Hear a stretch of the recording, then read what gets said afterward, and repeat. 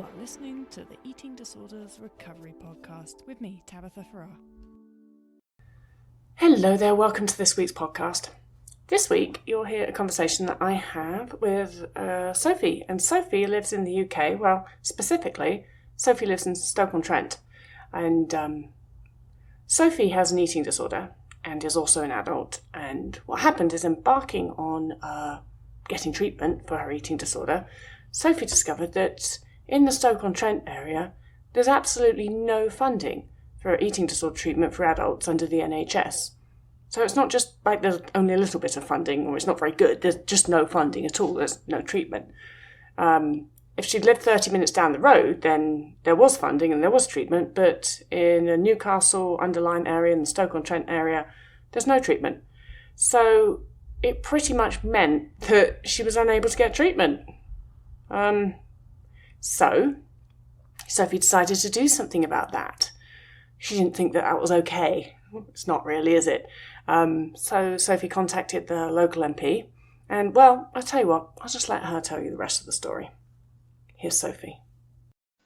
I'm Sophie, and essentially I got anorexia when I was 10 years old. I'm now 25, and I've had, I guess, a few inpatient stays when I was younger, and then things got a bit more interesting when I met the adult services, shall we say. And I guess I've kind of got two hats in that I went to medical school as well. So I am a trained doctor and currently working as a foundation doctor. So essentially what happened was, through medical school I moved to an area called Stoke-on-Trent, and when I got here, the first few years after, by this point I'd sort of had it by about 10 years, so I sort of accepted that this will be my life forever. So eating minestrone soup every day for life, I'll deal with that. I think, I'll keep Heinz soup in industry at that time of my life. But what then happened is, in my third year of medical school, I tried to get help, so I went to the GP, and I thought, I can't live like this forever, it's going to hinder my career, it's going to hinder my life. And I went and got a referral just to the local sort of wellbeing service, it's called, which is counselling service. Again, had to wait about 3 or 4 months just to get an assessment. And then I got told that because my BMI was above 14.5, that meant I can't have treatment.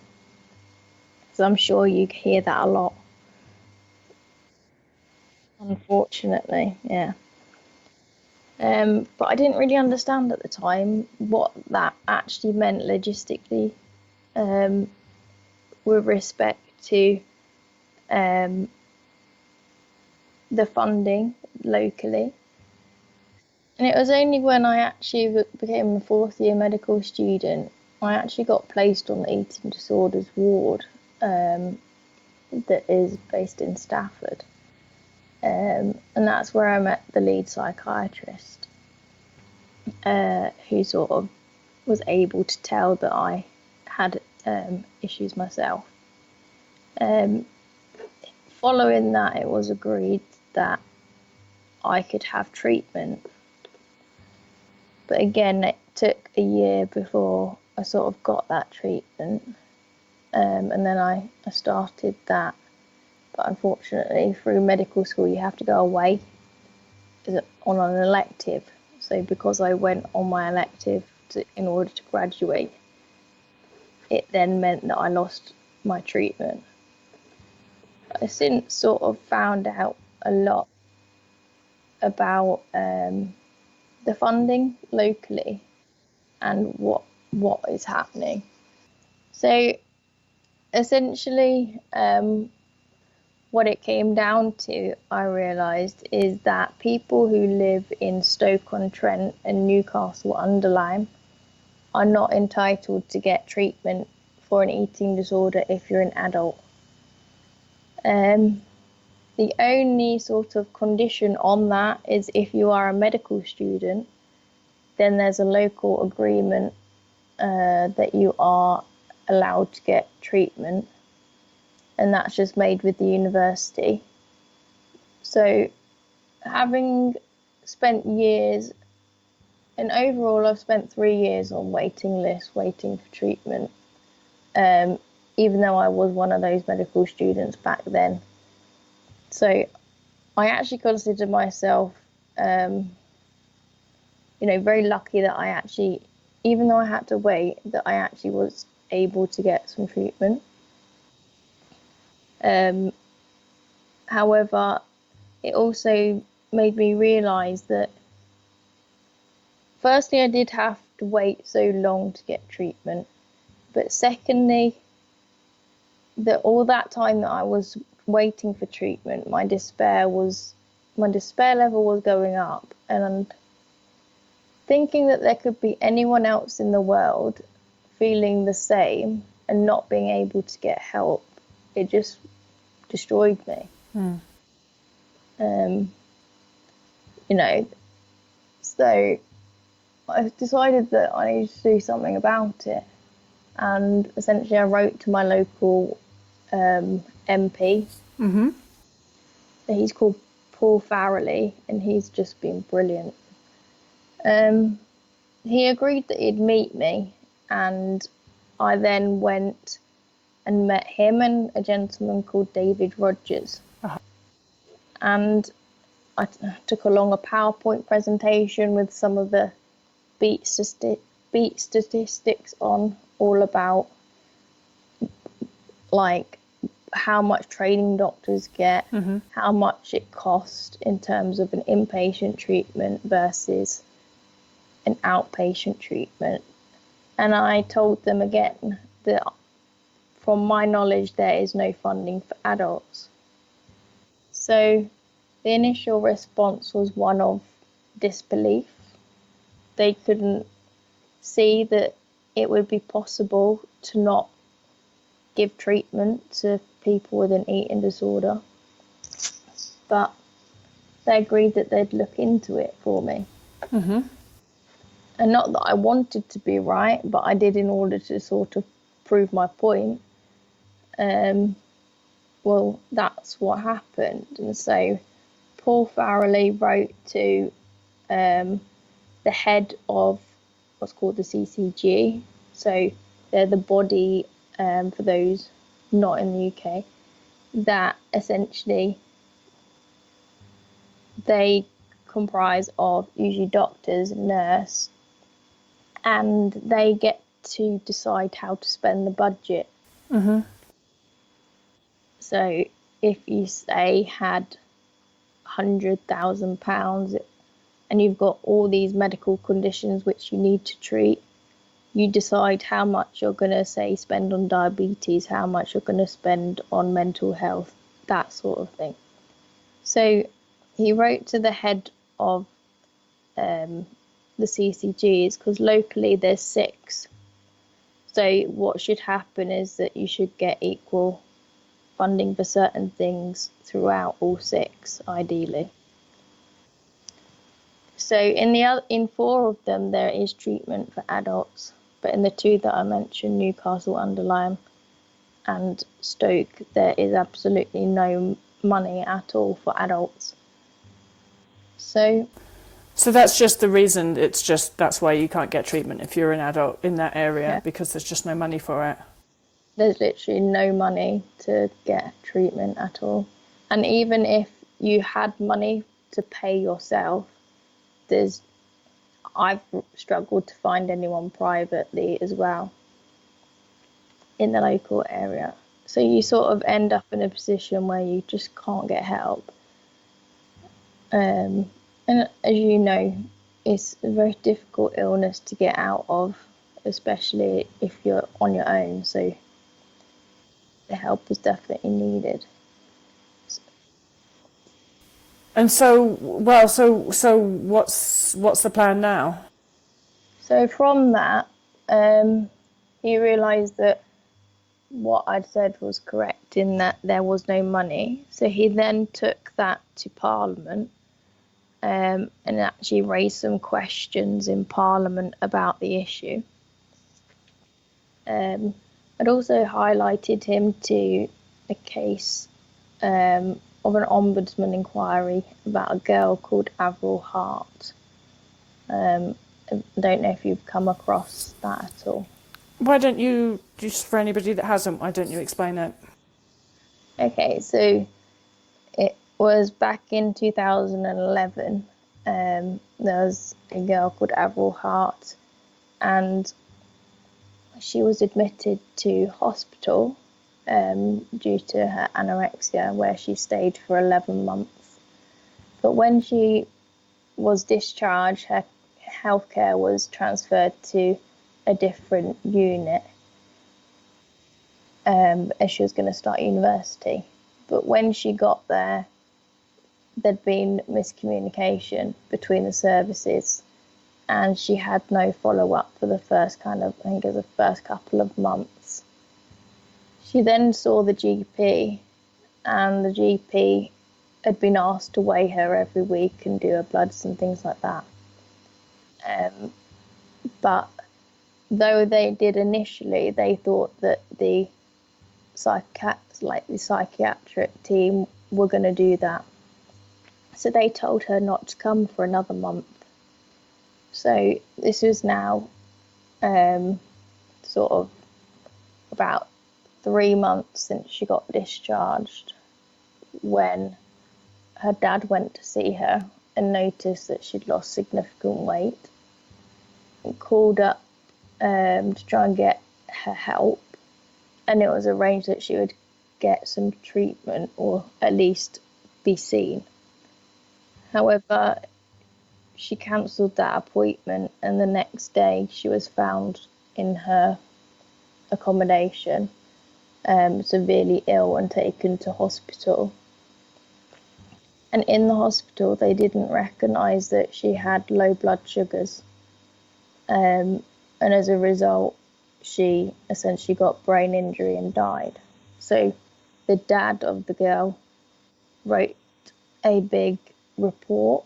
Well, he didn't himself write it. He wrote to the people, which meant that they had to investigate the case because of all these failings in care. So I highlighted that to Paul, and he's taken it very seriously since, because, you know, that's a situation where you've got people going to university and there is a care service there.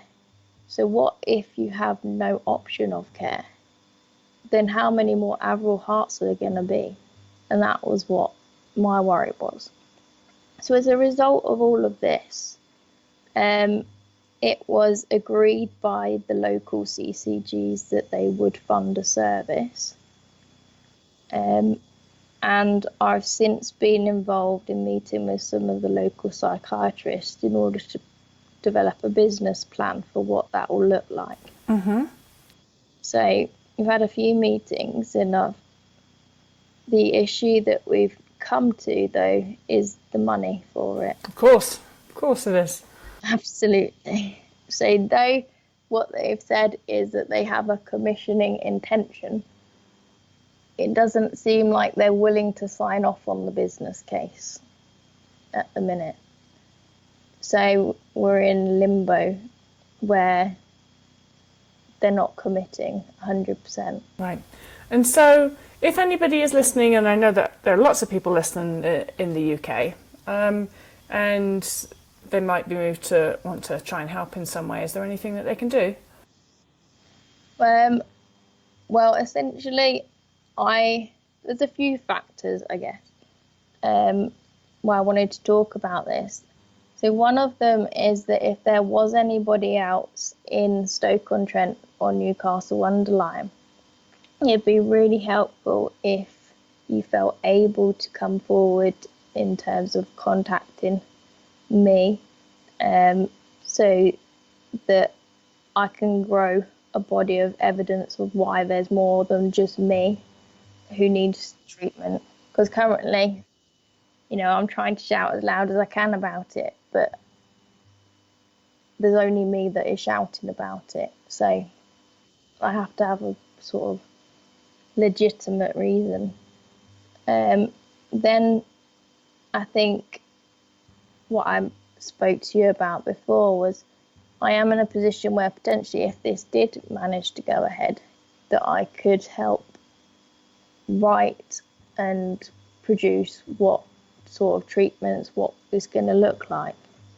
Now, I know that you are an expert by experience, and I think you can't get better in that respect.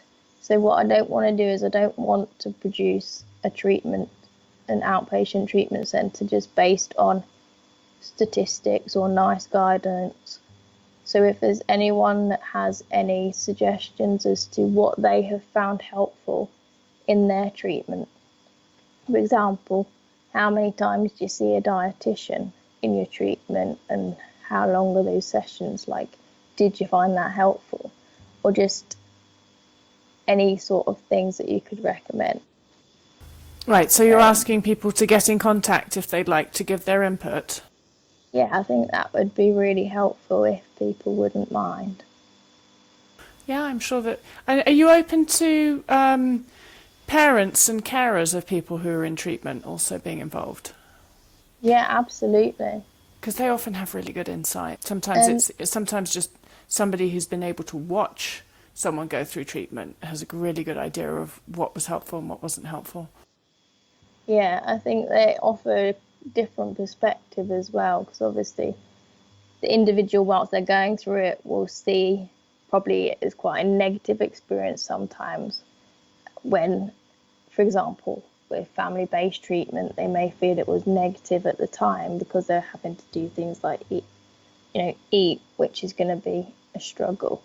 Whereas the end outcome of that may be that they got well. So the family sort of being able to talk about that would definitely be really good. So I'm going to try and start a petition, one of the government petitions, and see if that gets accepted, and see then if I can get some signatures, and the purpose being just to try and enforce that we need treatment in this local area. Right. And if people want to get involved with this, how do they contact you? So I've got my email address. So it's Sophie, so SOPHIE .Burnage, so BURNAGE @gmail.com. So if you contact me on there, then I'll get that email. Brilliant. Thank you. And I'll put that in the show notes, Sophie. Perfect. Thank you for such great and determined work. And hopefully if you can make change in your area, then that might be helpful for people that are struggling and trying to make change in other areas as well. Definitely. Because one of the other things that Paul has done is he's written to all the CCGs. So there's 191 CCGs in the country. And he's requested information about how much money they spend. Do they have a service? And from what we see, there's only 78% of the CCGs actually said that they fund for adults. So I'm not alone in this. So I'd really recommend that if you're part of that population of people that don't have treatment, it is well worth speaking to your MP and doing what you can.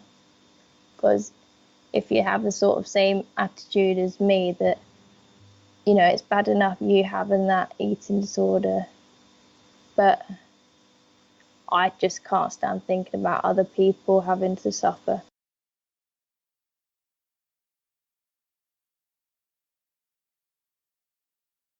Well, I have to admit, this is a little bit, you can't make this sort of thing up. You have an illness and then you find that there's no treatment and you actually have to basically go and create the treatment if you want to have treatment.